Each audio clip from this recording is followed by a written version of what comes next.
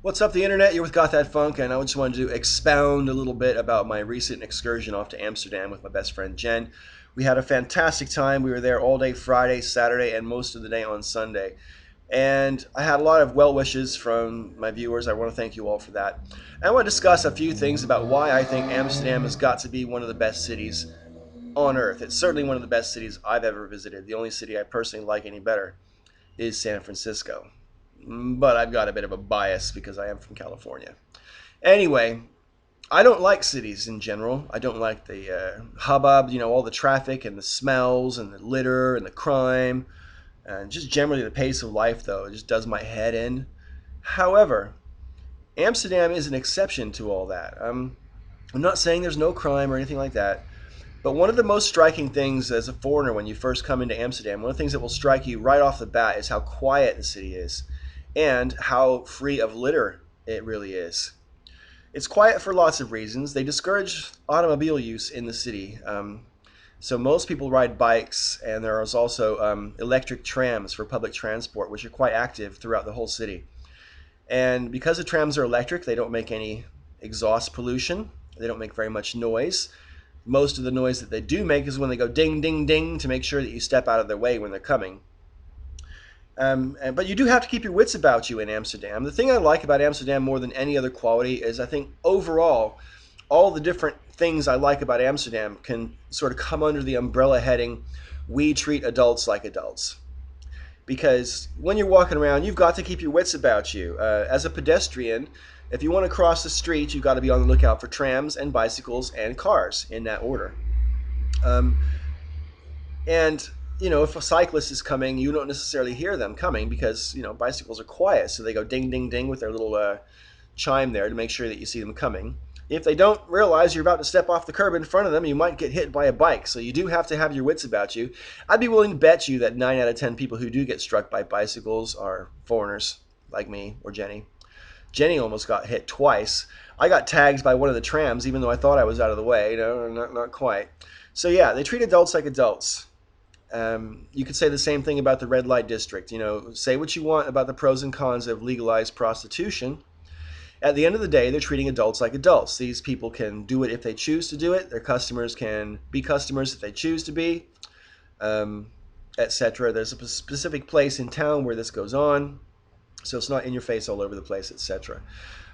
Same with the coffee shops and the bars and so on. Now, I get a lot of questions about the sort of coffee shops and what's it like. And as a foreigner, I can tell you what I think it's like.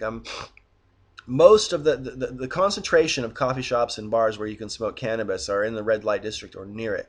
But there are coffee shops dotted all around the city that you can visit if all you wanted to do was have a little non-alcoholic beverage and a bit of a puff off your cannabis.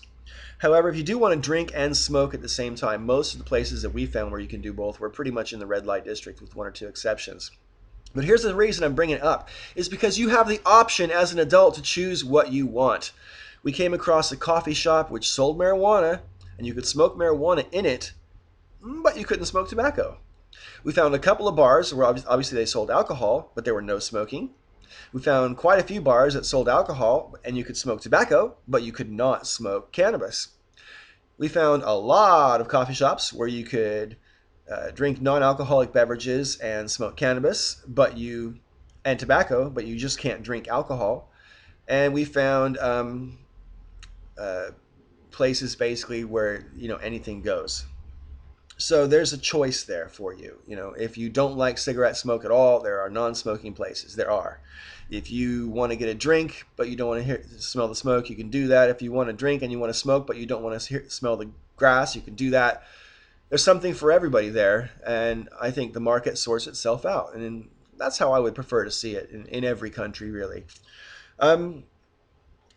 Last but not least, I just want to say about the police presence in Amsterdam. I've lived in the UK now for 22 years, and prior to that, I spent my whole life living in America. And both in the different towns I've lived in the UK and in my hometown where I come from in California, the places are crawling with cops, okay? But in Amsterdam, the police presence is incredibly understated considering what's going on. I mean, when you're walking around on a Friday or Saturday night in the red light district, you are going to come across one or two police as you're walking around.